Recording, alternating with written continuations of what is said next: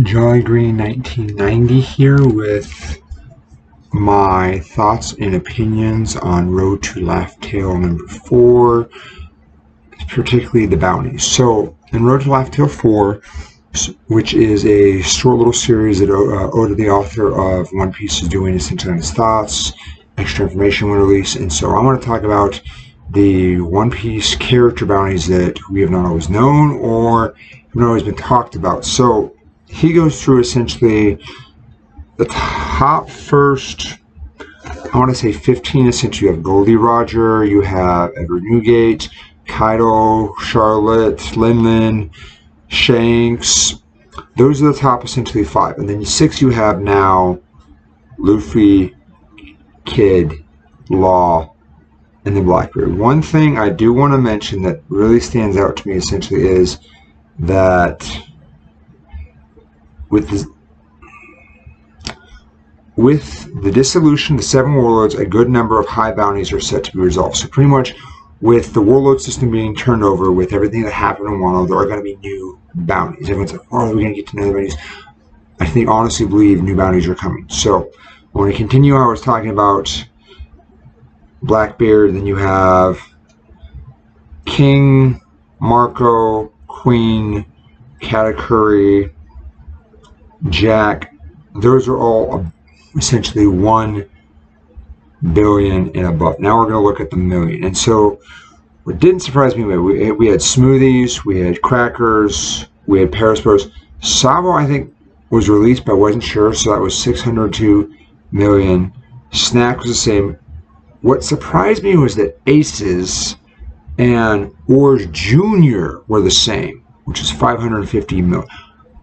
I think Oars Jr. was not as strong as Ace. Now, was Ace stronger than, to me, it just feels like a natural precedent, is Harrisburg, 700 million.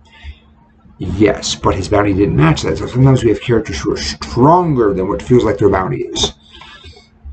So to me, it was interesting that Oars Jr. was 550 mil, same as Ace. I don't feel he was that strong. I feel because he was a giant, his huge size, he got that. Not particularly because of how overall ability, it was just his natural talent with his size. I'm not saying he was strong, I just don't believe he was should have been worth 550 mil. Next character going was Who's Who, Don Chinja. His surprised me because his was 542 mil. I thought specifically his was exactly 500. I might have been wrong, but when him and Luffy fought, so I'm wondering, did he and his family do something that raised their bounty? If so, what? And if it wasn't raised, then why was it not specifically mentioned 542 at Joe's Rosa? Continuing kind of with the 500 going below, Izo was 510 million. That really surprised. Now, he was killed in Wano, so spoiler alerts, forgive me, by a CP0 agent. Do I think the CP0 agent was strong? Yeah. Do I think someone who's worth 510 mil, weakened or not, should have been taken out with a Shigon? No. Still happy that there was deaths in Wano, but his is one I'm like, especially now considering his bounty. Continuing that, we have Weevil, we have Sasaki, Bella Buddy, and then Jinbei, all the 430 going down. We had the next one that kind of really didn't surprise me. What interested me was Scratchman, Apu, and Beige were the same, 350. Continuing, we have now 330. So you have Sandy, Peckham, Cavendish, Rose are all within 330, 320. The next ones I like because you have Lindbergh, you have Charlotte, Oven, and Dufour. I like Oven and Dufour's character. Yeah, I didn't like kind of what they did, but at the end of Whole Cake, I respect they were fulfilling mother's wishes. They were standing true to their crew, which got them the 300 mil. So I respect that. But then we go down lower. We have Morley, we have Page One, we have Fisher Tiger, which is 230. Vicious Tigers we already knew, but just to me, the fact that we have Jinbei, who is in the 400, I really believe going to get a high bump, will be essentially, unless there's someone else we don't know, the highest ranked fishman with the bounty. I still believe Jack is Jack on Kaido's crew is a fisherman. We just haven't seen his identity yet. Sasaki's another, I believe, is fisherman. We don't know everything yet, so to me that's interesting. And then we have Drake, Sai, who's 210.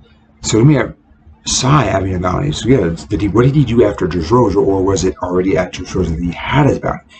So yeah, I'm very curious kind of with going forward these characters. I'm hoping to get a lot more information from the next few chapters will be released after this 1 month break. Then we have Caribou, Usopp, Squird, the guy who stabbed Whitebeard. I know I butchered his name, forgive me. Killer with the 200 mil. Killer to me I want to talk about because at the essential introduction of the supernovas, he had a higher bounty than Zoro. Zoro now has a higher bounty than him. Not by a lot, but he has a higher, and in my opinion, Zoro defeated someone higher with a higher bounty than Killer did, because Killer defeated Hawkins. At least I believe he did, unless he's not dead. But I mean, it's Hawkins is defeated, and so I'm hoping. I've talked about another bounty video. I'm hoping that Killer gets a significant bump because 200 mil to me does not represent his strength. With you have characters like Usopp and Bartolomeo, who I think is strong with his Devil Fruit, but I still think, depending how you do it, Killer might slightly come out on top. So with that, moving on, we have Bellamy. Sorry, mentioned Bartolomeo, 200 mil. Bellamy, 195. Caribou, Olympus, Julie Bounty, 140. I'm still surprised she has not gotten a bounty bump. Now, last time we saw her, she was at Reverie. What else is she doing? To me, I want to know more because it's still feels like low, especially now we're getting in the game for a lot of these characters. Robin, Nico Robbins is 130.